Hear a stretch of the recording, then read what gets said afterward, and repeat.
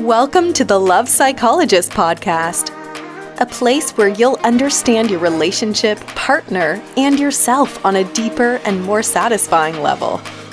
You'll learn to create happy, fulfilling, and lasting relationships. And here's your host, psychologist and award-winning author, Dr. Paulette Sherman.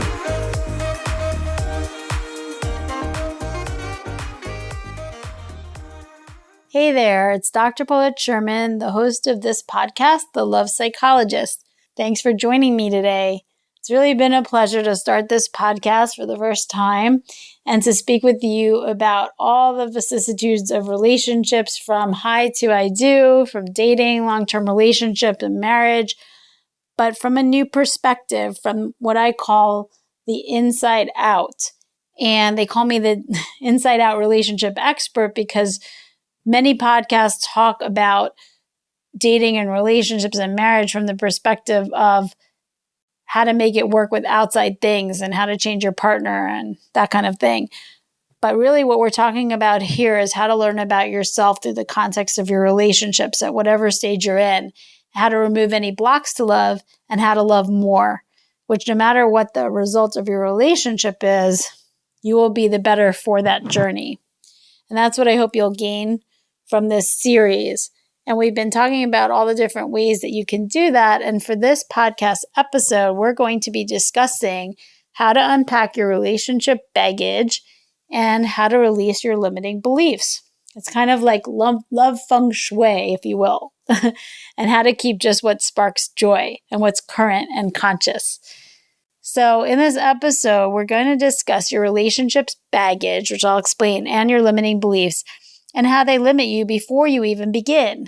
So a lot of what's happening, we're always pointing to the outside or the other person, but it's really going on in our own heads and in our relationship psychology. So I wanted you to imagine for a moment that you're going on a date and you have a whole pile of suitcases of old relationship baggage right in front of you between you and your date on this little bistro table. How much of that date or even, that whole experience would you really be able to see in terms of the person right in front of you? And how much could they really see you? And this is a great image of what we do. And we even do it in long-term relationships and marriage. We really can't leave any room to be surprised by our spouse because of what we really believe already. We're so full up with that we think we already know what they'll do before they even do it, either because we've been betrayed and hurt before by another person, or it's just what we're used to from our past. And this is one reason why we repeat cycles over and over again, and we really create our own reality. So it's true that we all have had painful experiences that we do carry with us. This just makes us human. But it also causes us fears that we will be hurt or disappointed in the same way again. So instead, we scan for these things all the time, and we often co-create them as a result. We recreate the very situation that we most fear. So I'm going to give you a couple examples so maybe you can relate to what I'm saying. Anna's dad was married for, I think, 16 or 17 years, and she loved him very, very much. And he was a good man, but he was unhappy in his marriage, and he cheated and left the family. And his lying really surprised Anna and hurt her. She thought she knew him so well and respected him so much. And she felt that maybe she really didn't trust herself or really didn't know him, and maybe she can't trust herself in the future. So we fast forward, and now Anna's married, and she's always worried that the same thing is going to happen with her husband. Because after all, if her own dad would do something like that to her and he loved her so much, then why wouldn't her husband? The fact is that she was often worried, controlling, and suspicious. And she didn't really snoop on him, but she would want to. And he could feel this. And so it was affecting their marriage, not only because she was controlling or she didn't trust him, but he just really he was such a faithful, nice guy, and he wanted to be appreciated and trusted. And so he didn't think this was fair. And they would often fight over, or there would be tension over where he was and if he was being secretive. And sometimes it caused a vicious cycle because even though he wasn't doing anything, he felt angry and he would fend off her intrusions and set boundaries and just not want to talk about it, not because he was hiding anything, but because there's this dynamic that was being set up. And her fear from the past and from that trauma wasn't really anything real that was happening between her and her husband now, but it was really starting to interfere. So once she realized this, she needed to stop herself and ask herself if her fears were seated in the past or by something that's actually happening in her present. And I'm sure many of us have had similar situations and can relate to this. In another example, Sam went on dates and was often rejected by women because he was short, which is nothing he can do. It was just a situation. There's nothing he could do about it. So it was a pretty tough situation for him, and I'm sure for a lot of guys. And this is something that really did hurt him because there was nothing he could do about it, and he couldn't understand why dates weren't giving him more of a chance. So the problem with this is this happened in the past, but now in the future, he continued to go on to every date with low self-confidence and with that real, almost assured expectation that every woman he meet would just reject him due to his height. So it's kind of like he was still going out, but half-heartedly because he didn't think he had any control of the situation. And this really did not allow him to feel confident and to enjoy his dates in the present and to give them the message that he was worthwhile. He had to learn to release his past baggage, in this case, in order to focus on his strengths right now so that hopefully his dates would too, because it really only takes one. So again, something can have a little grain of truth in it, but it becomes a limiting belief and or past baggage when you generalize it and you make it truth or the gospel. And then it's the context that you live into, if that makes sense. So I want you to begin to think of 3 types of baggage that you may have taken on from your past relationships or traumas that may color your new relationships as you go forward, or even your old relationships, like in your marriage. And you can think about where that bag came from and how you let it adversely affect you today. How much are you willing to unpack of that bag and let go of? And just keep the things that spark joy from that situation, or the things that you learned, the lessons learned.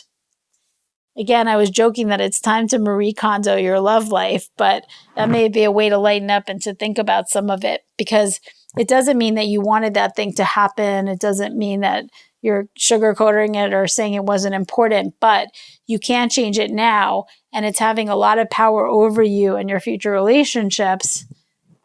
Even more so if you continue to take it with you and make it the most important thing.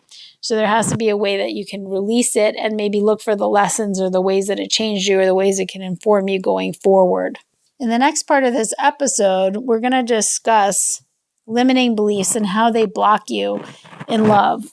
So as a therapist, I hear all kinds of limiting beliefs all the time from people, whether they're dating or long-term relationship or married. It doesn't really matter. And I want to bring up this philosophy of the law of attraction that I talked about in my first book on dating, which was published by Simon & Schuster, called Dating from the Inside Out. And I'm actually currently writing a book that'll come out in April and May about marriage and the law of attraction.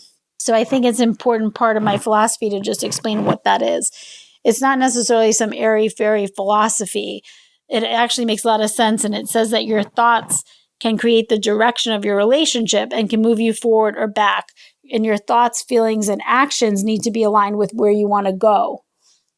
So you're the point of attraction based on what you're thinking, feeling, and doing in that moment. That's what you're going to create because you're the creator. So I want you to ask yourself, do your thoughts move you forward in your relationships in love, or do they move you backwards in fear? And of course, we're all a combination of this. We fall somewhere on the continuum depending on the day.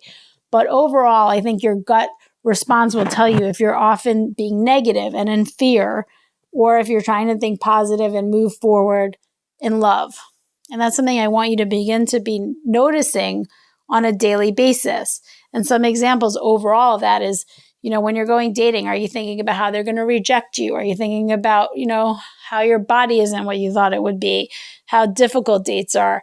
And so you're setting the energy in motion, or what they might not like about you, and sending that message without words, just energetically about what you expect.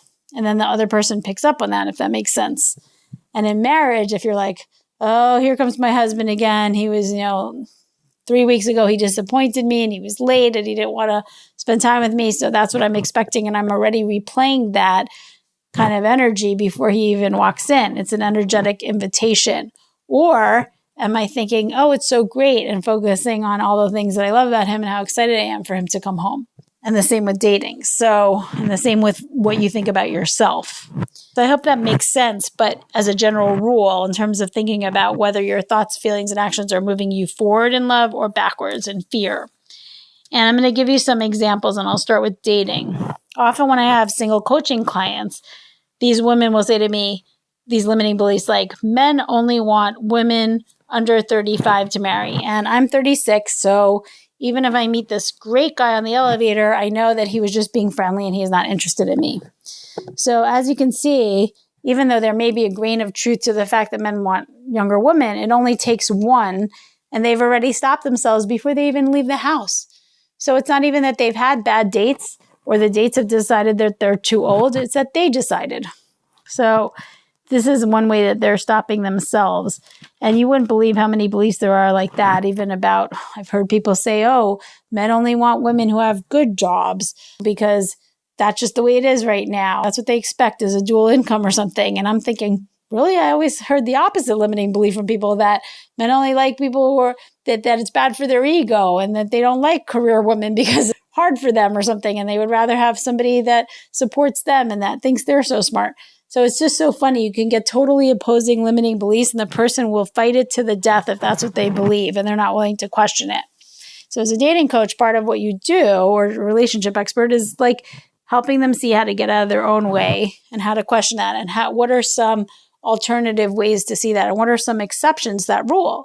Because clearly you can think of some examples where men have been really super attracted to women who had no job or a job that was lesser to them and that was like the perfect match for them. Or career women who had a wonderful marriage and relationship and a story like that. So if it's possible for them, it may be possible for you. And why are you creating that story and that hanging on to that limiting belief? Another one in dating is maybe men just don't like me because maybe they've gotten a rejection or two and then they generalize that to be the overall rule before they even begin. And obviously that's a very toxic one. An example of a limiting belief from a guy might be, I don't have enough sexual and relationship experience, so women are not going to want me. So this can become a really big deal in the guy's psyche and confidence. And obviously, I can understand that. I've had that from women too. But oftentimes, that's just a story in the person's head because there are certain women or men that really get off on being somebody's a virgin and they're so special or something is really romantic, or they could care less as long as the person is attracted to them and, okay in bed and everything, that they're worried about their own selves. As long as the relationship's good, they really don't care too much about how many people the person slept with. But it can become the overriding story that limits them from even beginning if they don't begin to challenge it or say, how important really is that? And am I willing to test that? Am I willing to find exceptions to that rule and to get out of my own way or change my story? So some examples of limiting beliefs in a marriage could be that one person may decide, if this person loves me, he'll spend all his time with me, right, this weekend. Because that to me is what love is. And that's how I show him that he's so important, is that I put all the other things aside and I prioritize him. And he may think the exact opposite. He may say, well, you know what, if she loves me, she'd know that I love to play golf and see my friends. And she would want me to do that if she really loved me. Because that's what I do for her. I would watch the kids and let her go do that. So both people think that they're right, and they stop looking for any reason why it's important to the other person to do the opposite. So a belief becomes the limiting rule that then traps you so you can't move forward in love. And in fact, it really makes you misunderstand your partner because both people might love each other, but they're expecting to be loved in the way that they want to be loved, which is why that book by, I think, Gary Chapman, The 5 Love Languages, is so important, is that we all have a different story and to understand what feels like love to the other person. But again, I'm going astray here because this is really about limiting beliefs. And not only that do they trap us, but they end up trapping our partner because we misinterpret what things mean to them. So I want you to take a moment to identify any limiting beliefs that you might have that would make you feel that you're right or make you fight with your spouse or your partner and actually limit your love or put you more in the direction of fear and move your relationship backwards. Are you willing to look at these things in a different way and to challenge them? Are you willing to find exceptions to those limiting beliefs that allow you to have more loving possibilities and more room in your relationship for growth? And what you can do is just pause for a minute before we end this episode and make a list, maybe of 5 to 10 limiting beliefs, whether you're dating that stop you, and they can be about yourself, about the opposite sex, about relationships or love, or if you're in marriage, what are your limiting beliefs about yourself, about your partner, or about marriage or relationships in general? You may think, oh, marriage doesn't work. It's just a matter of time till someone cheats, right? We're not meant to be monogamous or something like that. It doesn't even have to be a specific belief about your partner that's getting in the way or about yourself. It can be a general belief. But if you don't begin to somehow make that conscious and challenge it, then how will you have a different ending to your story? So maybe you begin to say that, yes, there's a road or a map where people can be monogamous and faithful. And to me, that's what this looks like. So I hope that makes sense and that's helpful to you, because we've talked a little bit about how to let go of past baggage and also how to expand your beliefs so that they move more in the direction of love instead of fear. And if you do a little bit of that work, I think that will be helpful to you and to your partner and put you on the right track. So feel free, if you have any questions about this, or you want to share some baggage that you're trying to release, or any limiting beliefs that you're trying to shift and how that helped, you can put your initials, and if you give me permission, maybe we can share it on the podcast or in the comments. And I hope that this has been really helpful to you. You can check out my book, Dating from the Inside Out, on Amazon, or in April, Marriage and the Law of Attraction. And there'll be exercises that you can do to customize this even further in a deeper way to your own relationship. Thanks so much for joining me.